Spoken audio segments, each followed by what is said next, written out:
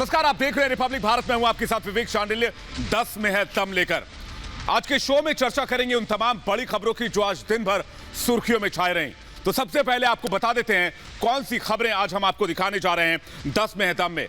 Show में सबसे पहले बात होगी आतंक के साथ उस लड़ाई की जिसमें मां भारती के 5 लाडले शहीद हो गए।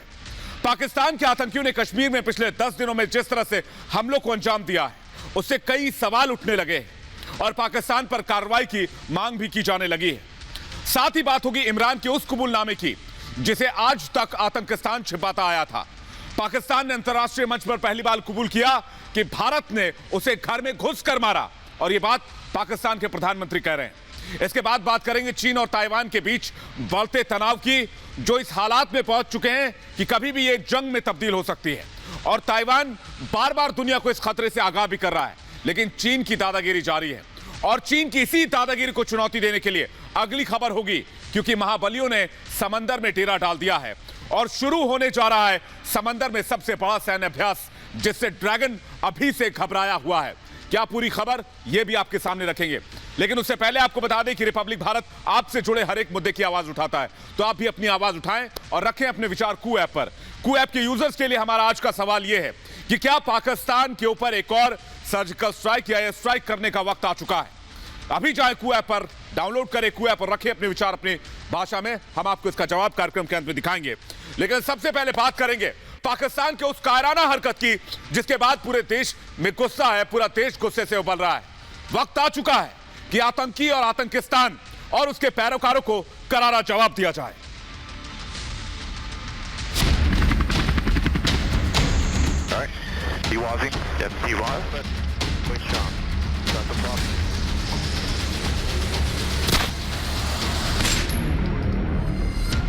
पाकिस्तान एक बार फिर अपना असली चरित्र दिखा रहा है। सीमा पार से ट्रेनिंग पाकर आतंकी कश्मीर में आतंक का नंगा नाच कर रहे हैं।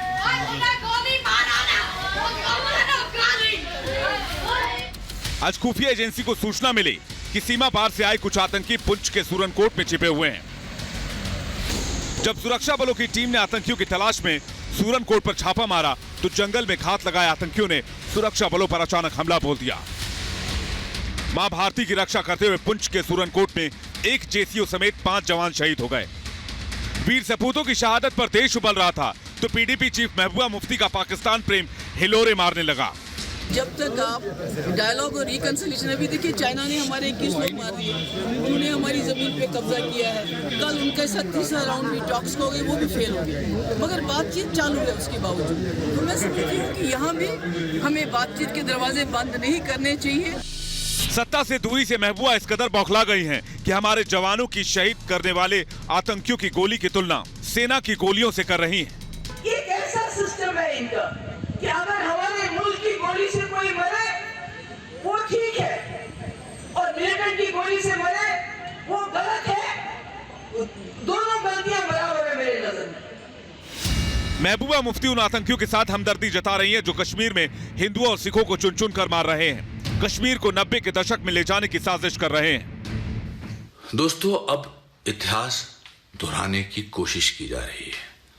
आज से 30 साल पहले कश्मीर में जो हुआ उसको रिपीट करने की कोशिश की जा रही है कि किसी भी तरह से कश्मीर की बची खुची माइनॉरिटीज को, चाहे वो हिंदू हो, सिख हो या कोई और हो, कश्मीर से बाहर निकाल दिया जाए। पर अब ऐसा नहीं होगा। आतंकी कश्मीर को दहलाने की भली कितनी साजिशें कर लें, देश की सरहद पर खड़े मां भारती के प्रहरी आतंकियों को मौत की नींद सुलाने के लिए हमेशा तैयार हैं। आज ही बांदीपुरा और अनंतनाग में सुरक्षा बलों ने 2 आतंकियों को जहन्नम का रास्ता दिखा दिया है और बाकी आतंकियों की तलाश की जा रही है। लेकिन पाकिस्तान अगर नहीं सुधरा तो जरूरत पड़ने पर सीमा पार ऑपरेशन भी संभव है। Bureau report, Republic Bharat. 25 फरवरी 2021 यही वो तारीख थी जब भारत और पाकिस्तान के बीच सीज फायर हुआ। लेकिन क्या सीज फायर के पीछे पाकिस्तान पिछले 6 महीने से कोई बड़ी साजिश के चक्कर में लगा हुआ था? कश्मीर में अमन शांति लाना है, पाकिस्तान को सबक सिखाना है। कश्मीर में अमन शांति लाना है, पाकिस्तान को सबक सिखाना है।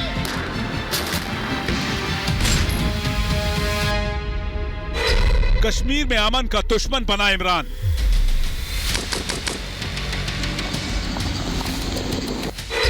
घाटी में अमन से बौखलाया पाकिस्तान।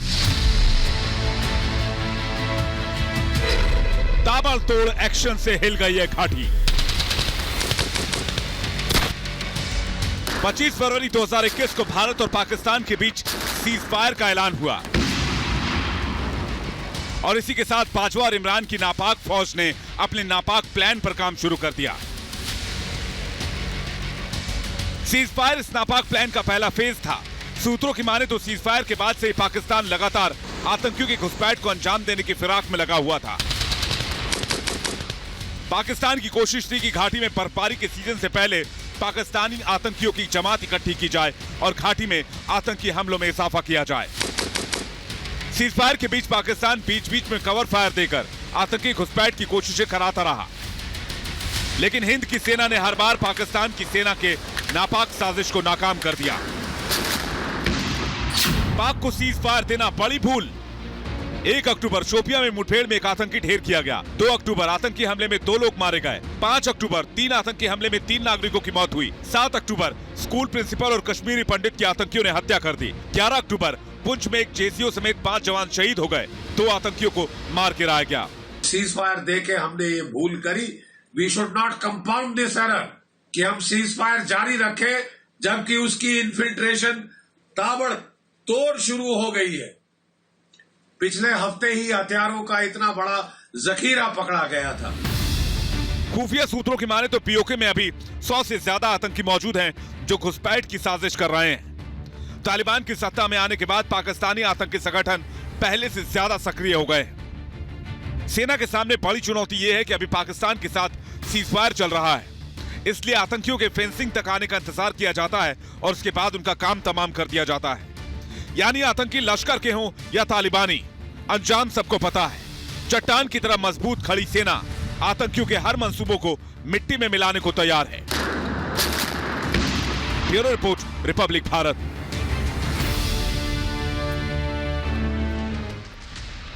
बालाकोट में पाकिस्तान को भारत ने घुसकर मारा और अब यह बात इमरान खान अंतर्राष्ट्रीय मीडिया में कबूल रहे हैं।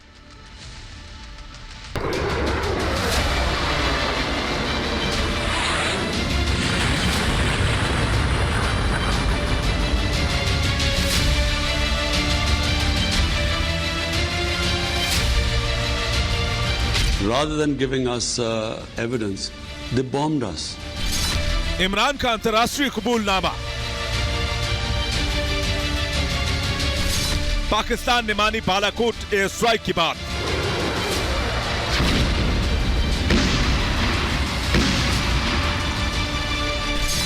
भारत ने बालाकोट में बरसाए थे बम।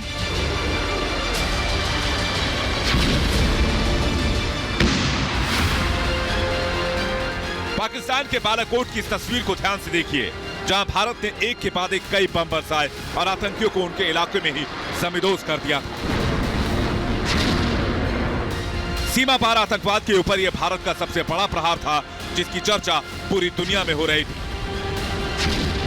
लेकिन पाकिस्तान उस समय यह मानने को तैयार नहीं था कि भारत ने उसके इलाके में घुसकर बालाकोट एयर स्ट्राइक को अंजाम दिया था।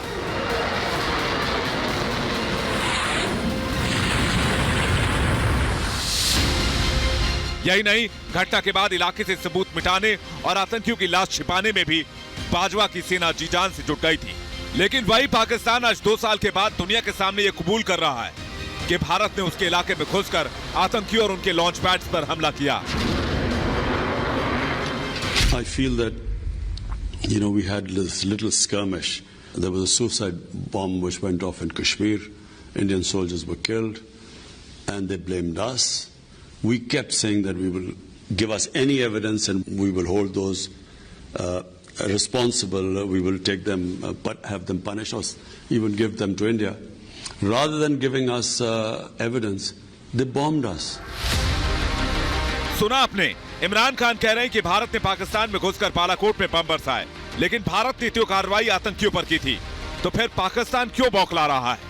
दरअसल भारत लंबे समय से सीमा पार आतंकवाद और ट्रेनिंग कैंप को लेकर पाकिस्तान को चेतावनी दे रहा था कि वो फौरन आतंकियों पर सख्त एक्शन ले, लेकिन पाकिस्तान आतंकियों पर एक्शन लेने के बजाय उसे पालने पोसने में यकीन करता है। और 14 फरवरी 2019 की वो तारीख कौन भूल सकता है जब पुलवामा में सीआरपीएफ के काफिले पर आतंकियों ने आत्मघाती हमला किया और 40 जवान शहीद हो गए, जिसका जवाब भारत ने बालाकोट में स्ट्राइक करके दिया और आतंकियों को पाकिस्तान में घुसकर नेस्तनाबूद कर दिया गया।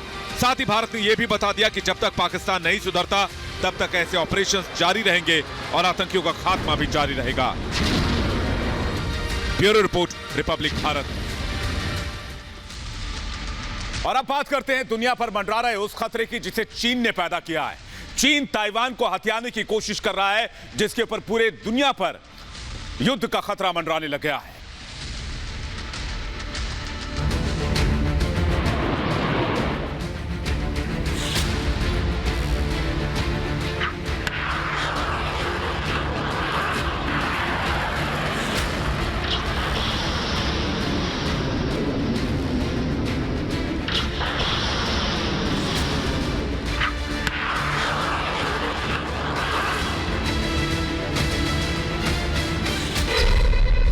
चीन कर रहा है जंग की तैयारी।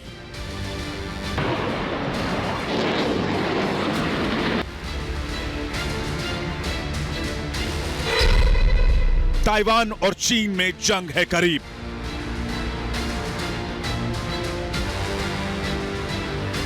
चीन की दादागिरी उसके सभी पड़ोसी मुल्कों के लिए सिरदर्द बनती जा रही है। खासकर ताइवान और भारत चीन की इस चालबाजी के सबसे बड़े शिकार बन रहे हैं। हाल में जिस तरह से जिनपिंग की लाल सेना ने ताइवान में हवाई घुसपैठ की है, उससे कयास ये लगाए जा रहे हैं कि चीन ताइवान को अपने देश में मिलाने के लिए इस मुल्क पर हमले की बड़ी प्लानिंग कर रहा है। खबर है कि कोरोना के बाद जिनपिंग का कद देश में काफी कम हो गया है, इसलिए जिनपिंग अपनी खोई हुई साख को हासिल करने के लिए ताइवान को चीन में मिलाने का राग छेड़ रहे हैं। और इसलिए चीन की लाल सेना अपने आका के सपने को साकार करने के लिए बार बार ताइवान में घुसपैठ कर रही है और जंग की धमकी दे रही है।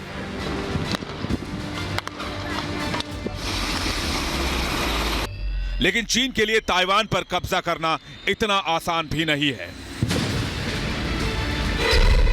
ताइवान की ताकत से डरता है dragon. South China morning post की रिपोर्ट की माने तो ताइवान के पास इतनी ज्यादा मिसाइलें मौजूद हैं जो क्षेत्रफल के हिसाब से दुनिया भर में सबसे ज्यादा है। हालांकि ताइवान के रक्षा मंत्रालय ने मिसाइलों की कुल संख्या को आज तक सार्वजनिक नहीं किया है। ताइपे की चाइना टाइम्स अखबार के मुताबिक ताइवान के पास 6000 से अधिक मिसाइलें हो सकती हैं और 3 लाख से अधिक सैनिकों की फौज भी है। ताइवानी राष्ट्रपति साई वेन की चीन को ललकार। नेशनल डे की रैली में ताइवान ने अपनी शक्ति का प्रदर्शन किया और जता दिया कि वो अपनी देश की संप्रभुता और अखंडता की रक्षा के लिए किसी भी जंग में जाने को तैयार है। नेशनल डे के इस मौके पर ताइवान की राष्ट्रपति साई वेन चीन पर जमकर बरसी और खुलकर कहा कि चीन ने जो प्रस्ताव दिया है न ही वो स्वतंत्र है और न ही ताइवान के जीवन के लिए एक लोकतांत्रिक तरीका है और न ही उससे हमारे 2.25 करोड़ लोगों को संप्रभुता मिलती है। भारत करेगा दोस्त ताइवान की मदद। भारत और ताइवान दोनों ही एक जैसी चुनौतियों का सामना कर रहे हैं। चीन एक ऐसा पड़ोसी है जो आक्रामक है और सेना के दम पर भारत और ताइवान के खिलाफ दादागिरी कर रहा है। चीन बातचीत के बाद भी लद्दाख में सैन्य जमावड़ा बढ़ा रहा है। भारत और ताइवान दोनों ही लोकतंत्र हैं और दोनों की हित और चिंताएं समान नजर आती हैं। हकीकत यह है कि भारत और ताइवान दोनों ही चीन के साथ तनाव को कम करना चाहते हैं और चाहते हैं कि वो सीमा पर यथास्थिति का सम्मान करे, लेकिन ड्रैगन के उकसावे की कार्रवाई से हालात चिंताजनक बनते जा रहे हैं।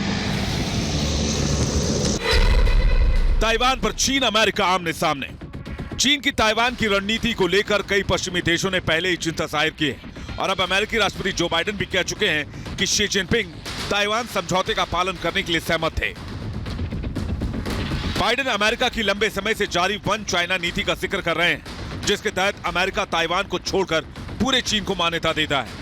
इसलिए अमेरिका ताइवान रिलेशंस एक्ट के तहत ताइवान को हथियार मुहैया कराता है और इसी कानून के तहत अमेरिका ताइवान की उसकी रक्षा में मदद करता है। वहीं अमेरिका के राष्ट्रीय सुरक्षा सलाहकार जैक सुलिवन ने साफ कर दिया है कि चीन की ताइवान के ऊपर किसी भी दादागिरी के खिलाफ अमेरिका कड़ी कार्रवाई के लिए प्रतिबद्ध है। क्यों है ताइवान और चीन के बीच संघर्ष? ताइवान खुद को एक संप्रभु राष्ट्र मानता है, जबकि चीन का मानना है कि ताइवान उसका ही हिस्सा है। 1940 में गृह युद्ध के दौरान चीन और ताइवान बट गए थे। चीन में जहां तानाशाही शासन नजर आता है, तो वहीं ताइवान का अपना संविधान है और लोकतांत्रिक रूप से चुने गए नेता। लेकिन ड्रैगन दोहराता रहा है कि वो इस देश को हासिल करके ही मानेगा। इसके लिए वो ताकत का इस्तेमाल करने से भी पीछे नहीं हटने वाला।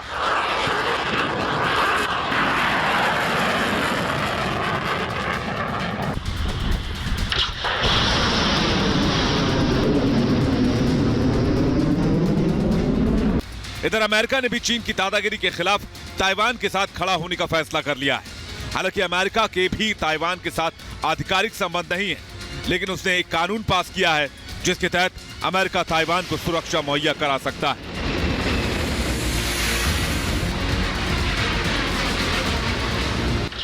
Bureau report, Republic Bharat. लेकिन चीन की चालाकी धरी की धरी रह जाएगी, क्योंकि समंदर में शुरू होने वाला है सबसे बड़ा सैन्य अभ्यास।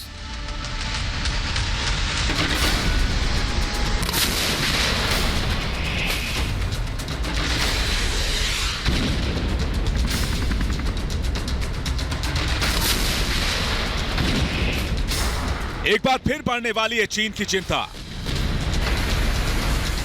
समंदर में फिर साथ आ चुके हैं 4 महाबली।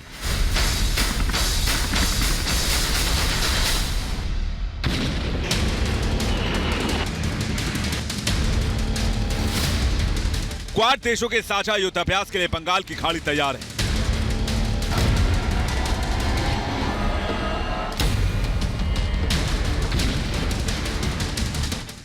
बंगाल की खाड़ी में फिर से शुरू होने जा रहा है क्वाड देशों का सैन्य अभ्यास।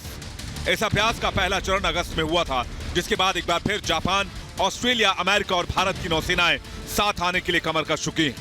खबर है कि इस बार अमेरिका का परमाणु शक्ति से लैस एयरक्राफ्ट कार्ल विन्सन भी अभ्यास में शामिल होने जा रहा है। मालाबार युद्ध अभ्यास 2021 का दम।